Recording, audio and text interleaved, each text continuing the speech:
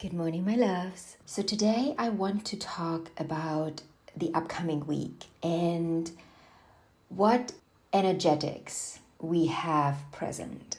We have been through quite a whirlwind of tense and fixed energies that have brought with them a kind of redundancy. I would say most of us, probably not everyone, but most of us now came to an understanding of needing to change that part of your life that has become redundant, whatever part that is. You probably know what I'm talking about. You probably think, oh, it's my relationships. Oh, it's my work. Oh, it's my private life, my spiritual, like whatever part it is.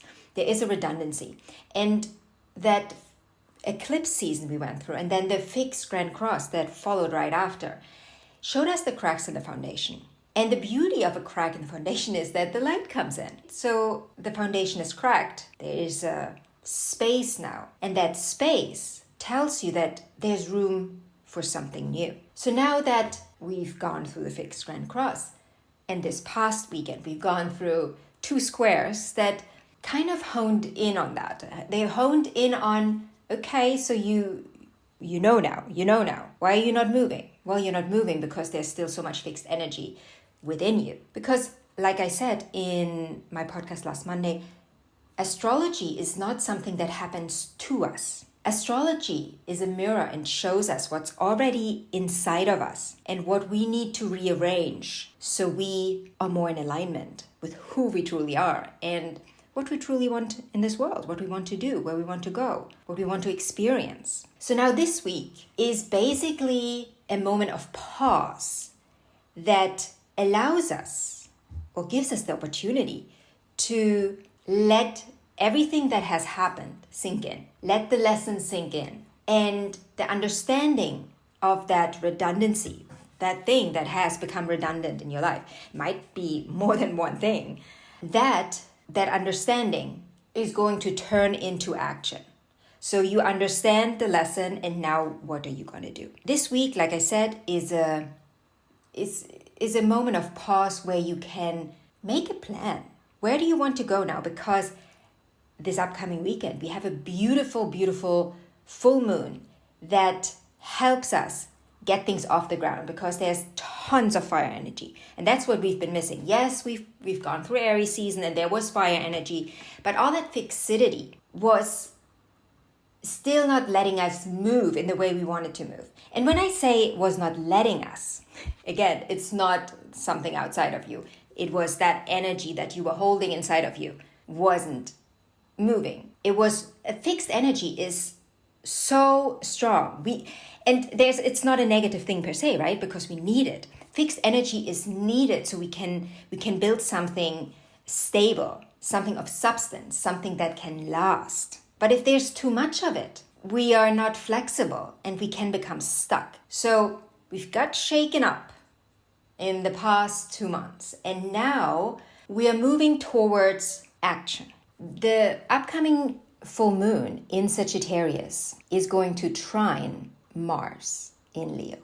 It's going to trine Mars and also sextile Mars, right? There's a sextile to the sun in Gemini, and then there's a trine to the moon in Sagittarius. And it is a wider aspect. It's not an exact aspect. The full moon will happen in 13 degrees of Sagittarius, and Mars is in 8 degrees of Leo at that time. Still, it's a trine. There's still that harmonious flow energy is still there. So another thing that this moon will bring with it, or that is, maybe I should say, that is present on that upcoming full moon, Saturday or Sunday, depending on where you are in the world, is the Great Attractor.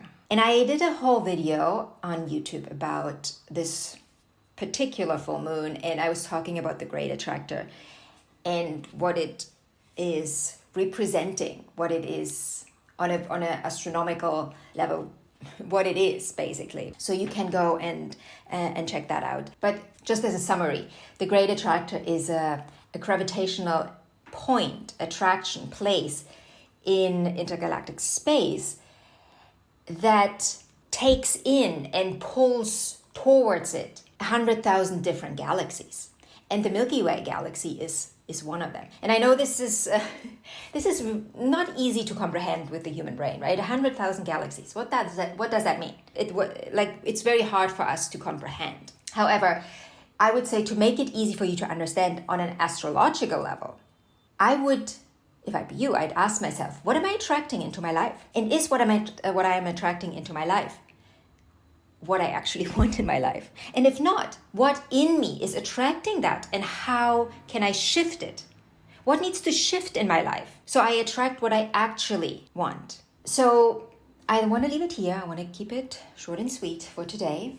If you want to know more about the full moon, watch my YouTube video on my YouTube channel Ruby Daniela.